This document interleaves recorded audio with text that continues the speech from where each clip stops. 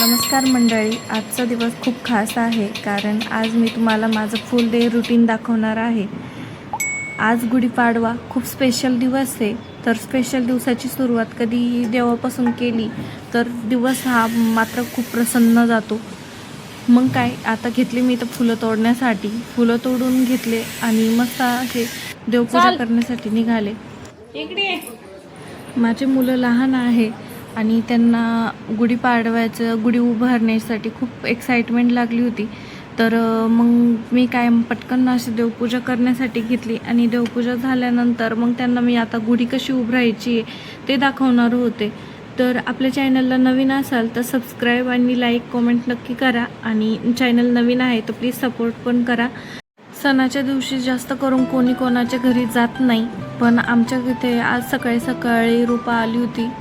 ती आमच्या घराच्या मागे राहते। मग तिला आज मी हळदी कुंकू लावून घेतलं कारण की आज सवासणीचा पण दिवस असतो, त्यामुळं मग मी पटकन तिला हळदी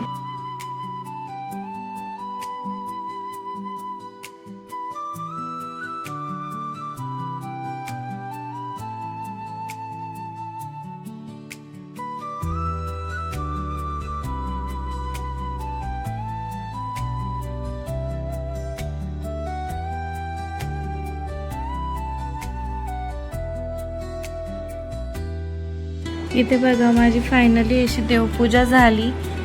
मग इकडे सासूबाईंनी पुरण परतवण्यासाठी घेतलं होतं, तोपर्यंत त्यांनी पुरण परतून घेतलं। मी लगेचच पीठ मळण्यासाठी घेतलं। म्हटलं कणिक मळून घेतलं ना की पोळ्या अशा टम्म अशा मस्त फुगतात। तर आज पोळ्यांची ड्युटी नानींकडेच होती, त्यामुळं मग मी त्यांना बाकीचं सर्व काही काम आवरून दिलं। पोळ्या छान असं कणिक भिजून आणि लगेच मग मी पुरण गाळण्यासाठी घेतलं। पुरण गाळून आणि बाकीचं वरचं सर्व कामं आवरून घेतले मी। आमच्या इथं पुरणाच्या पोळ्या खूप आवडतात आणि मुलांनाही खूप आवडतं, त्यामुळे आम्ही खूप हौशीने पुरणाच्या पोळ्या करतो। बऱ्याच ठिकाणी लोक श्रीखंड पुरी असं मेन्यू करतात, पण आमच्याकडं तर पुरणाची पोळीच करतात। तुमच्याकडे पण पुरणाची पोळीच करता का, मला कमेंटमध्ये नक्की सांगा। मग काय, आपल्या इथे कणिक भिजलं आणि पुरणही गाळून झालं आणि बाकीचं काम आवरून मी लगेच तळण्याचं काम सुरू केलं होतं कारण की सवासणीला घरी जेवण्यासाठी बोलवलं होतं।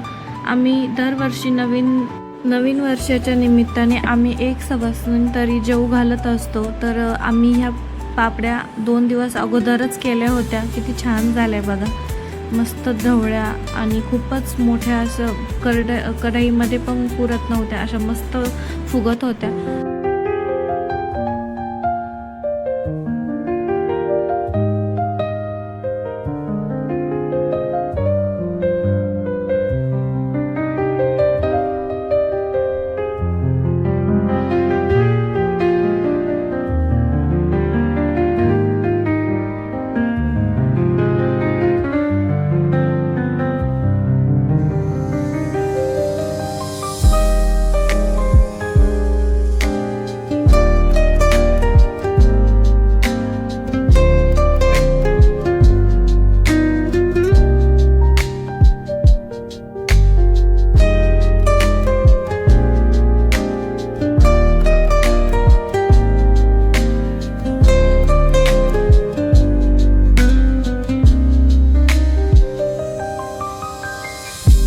बाकीच्या कामाच्या धावपळमध्ये अंगणामध्ये रांगोळी काढायची राहून गेली होती आणि मी सकाळी अंगण सारवल्यामुळे अंगणही खूप ओलं होतं कारण की आदल्या दिवशी आमच्याकडं पाऊस झाला होता। मग मला काही संध्याकाळी अंगण सारवायला भेटलं नाही, तर मग मी सकाळी लवकर उठून आणि अंगण सारवून घेतलं। मग इकडे मी सर्व काही रांगोळी सगळे एकत्र करून घेतल्या, नवीन डब्यामध्ये ओतल्या आणि रांगोळी काढण्यासाठी डब्बा रेडी करत होते। पण जानू आणि यज्ञेश काय मला करून देत नव्हते कारण की त्यांना असं वाटत होतं की नाही आमच्याकडे द्यावं म्हणजे आम्ही रांगोळी काढू। आता मला मुलगी तर नाही आहे, मुलंच आहे, पण काही दिवसांनी मी त्यांना पण शिकवून देईन। तर माझं बोलणं जास्त काय मनावर घेऊ नका, काय मुलं पण कोणापेक्षा कमी नसतात, खूप मोठे मोठे रांगोळ्या पण काढतात आणि मला खूप हौस आहे, तशी माझ्या मुलांनाही खूप हौस आहे।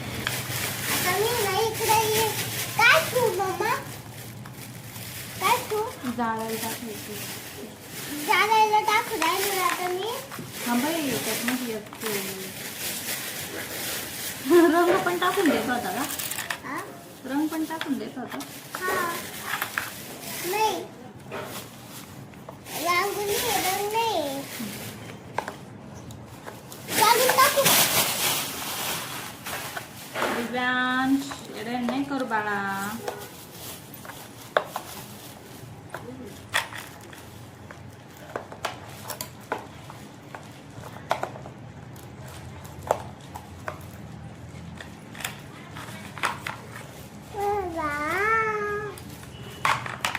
असं एकतरी कार्टून प्रत्येक घरामध्ये असतं. आता इकडे बघा, इथं डायरेक्ट कढाई घेऊनच पुरण खायला बसलेत. यांना काय आता पुरणाची पोळी होण्यापर्यंत काय दम निघत नाही. सासूबाईंनी किती मस्त अशा टम्म फुगलेल्या पुरणाच्या पोळ्या केल्या हो की हे राहिलं ना.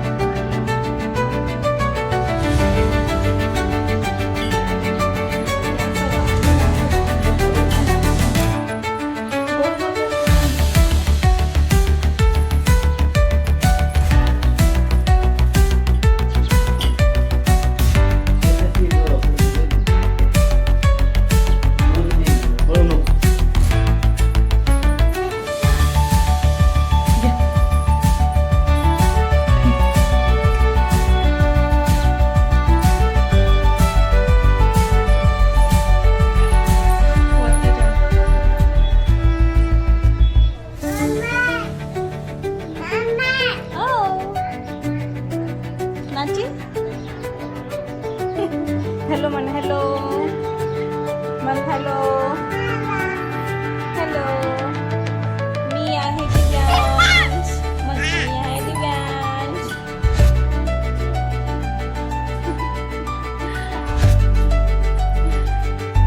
सगळं काम आवरलं आणि संध्याकाळी पटकन गायांचं काम आवरून घेतलं, कारण की आम्हाला यात्रेसाठी ब्राह्मणगावला माझ्या नंदेच्या घरी जायचं होतं.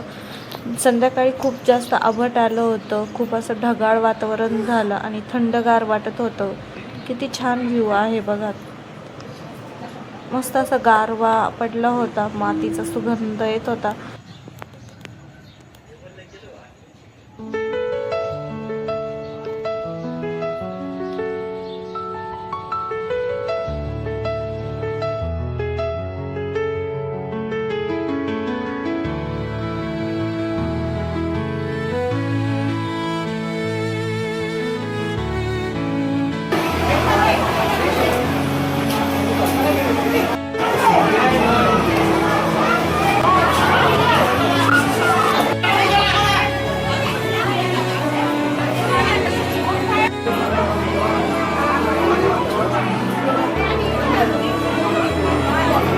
इथं लांबून व्हिडिओ काढ, लांबून काढ.